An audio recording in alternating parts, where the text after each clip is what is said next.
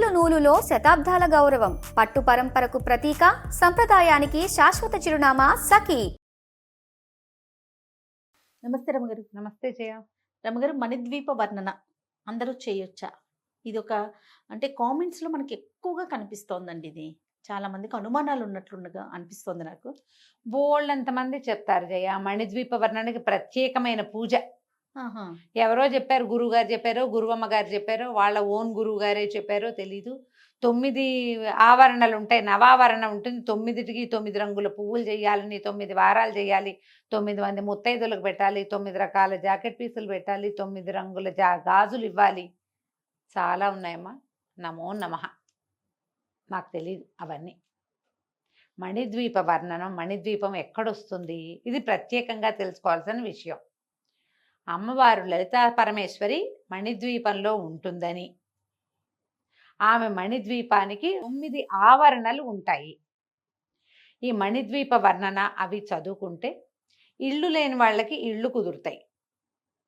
ఏదైనా నూతన గృహప్రవేశం చేసినప్పుడు మణిద్వీప వర్ణన గనక ఆ ఇంట్లో చదువుకుంటే ఆ ఇల్లు చల్లగా పిల్ల పాపలతోటి బాగుంటుంది.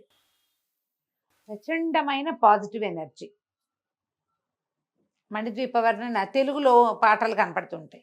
మణిద్వీపానికి మహాశిరులు, మహానిధులు ఇవి ఉన్నాయి అవి నేను ఒక పాట ఉంది.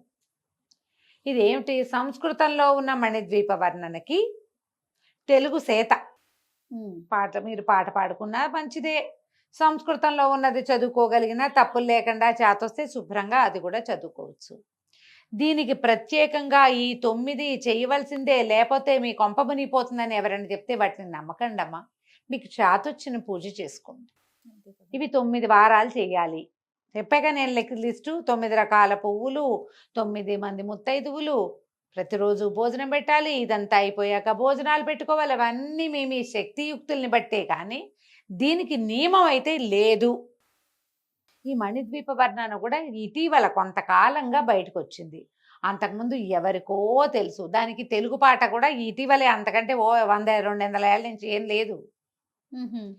సామూహికంగా మనం అందరూ కూర్చుని పారాయణలు చేసుకోవటాలు అవి ఎప్పుడు ఉన్నాయమ్మా? మన చిన్నప్పుడు ఉన్నాయా? లేవు.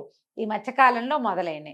దేవాలయాల్లో చేసేవాళ్ళు క్రమంగా ఇళ్లలో చేసుకోవటం మొదలెట్టారు. ప్రతి శుక్రవారం, ప్రతి శనివారం, ప్రతి ఆదివారం కూర్చుని అందరూ కలిసి సామూహికంగా ఓ 10 ఏళ్ల వాళ్ళు, 20 ఏళ్ల వాళ్ళు, కిటీ పార్టీ ఫ్రెండ్స్ కూర్చుని చదువుకోవటం. దేవాలయానికి వెళ్తే అక్కడ ఏదో పారాయణలు జరుగుతుంటే మనం కూడా వెళ్ళి అక్కడ కూర్చుని ఏదో చదువుకుంటాం. మనంతటా మనమే చదువుకోవచ్చు. మణిద్వీప వర్ణన చదివితే ఏంటంటే దాంట్లో ప్రత్యేకంగా శక్తులు, నిధులు, అక్కడ ఆ ఆవరణలో ఎవరెవరున్నారో వాళ్ళందరి పేర్లు చదువుకోవటం వల్ల వాళ్ళంతా మన రక్షణకి, మనకి ఆ పాజిటివ్ ఫోర్స్ లభిస్తుంది. మనం వెళ్ళాలి లలిత సహస్రనామం, విష్ణు సహస్రనామం, దేవి ఖడ్గమాల అవి చదువుకుంటాం. మణిద్వీపం కూడా అలాంటిదే.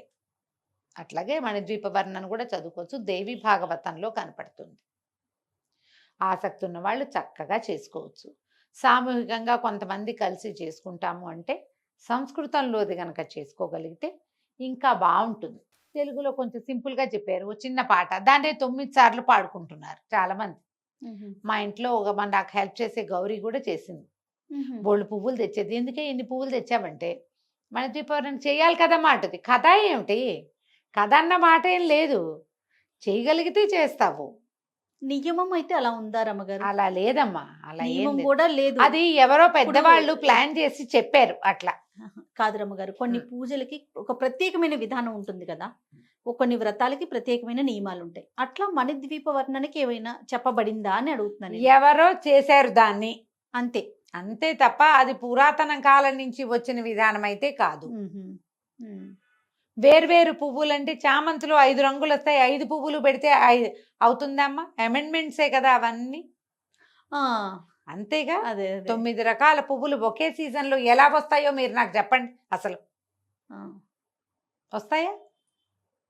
9 రకాల పళ్ళు అంటే జయ నువ్వు లెక్క పెట్టు.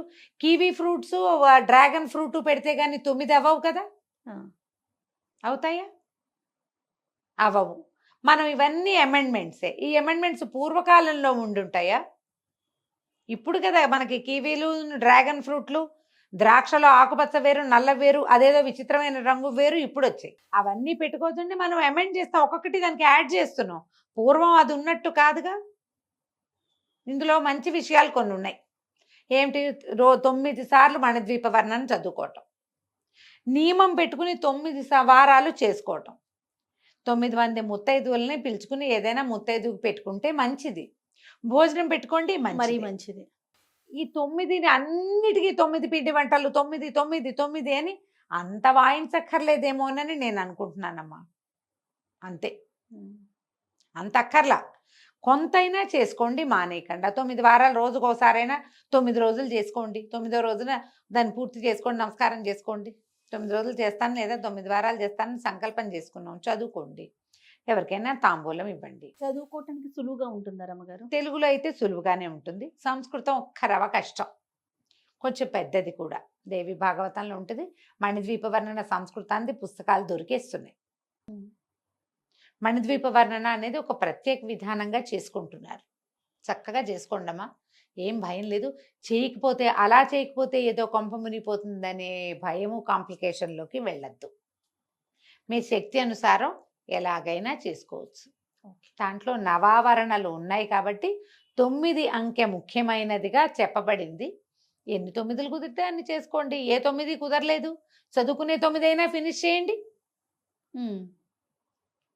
ఇలా చేసుకోవచ్చు తప్పకుండా. అలాగే చేస్తేనే కుదురుతుంది. ఇలాంటి భావాల్లోకి వెళ్ళబోకండి. అంతే, చదువుకోవచ్చు. గృహప్రవేశం చేసినప్పుడు మన ఇంట్లో ఏదైనా కొత్త ఇంటి గృహప్రవేశం చేస్తాం లేదా అద్దెంట్లోకే వెళ్ళాం, అప్పుడు చదవండి. అప్పుడు ఆ ఇంటికి బలం వస్తుంది, వాస్తు దోషాలు పోతాయి, ఇంట్లో సుఖము శాంతి అవి ఉంటాయి. ఏదైనా నెగిటివ్ ఫోర్సెస్ ఉంటే ఇంట్లో అవి బయటికి వెళ్ళిపోతాయి.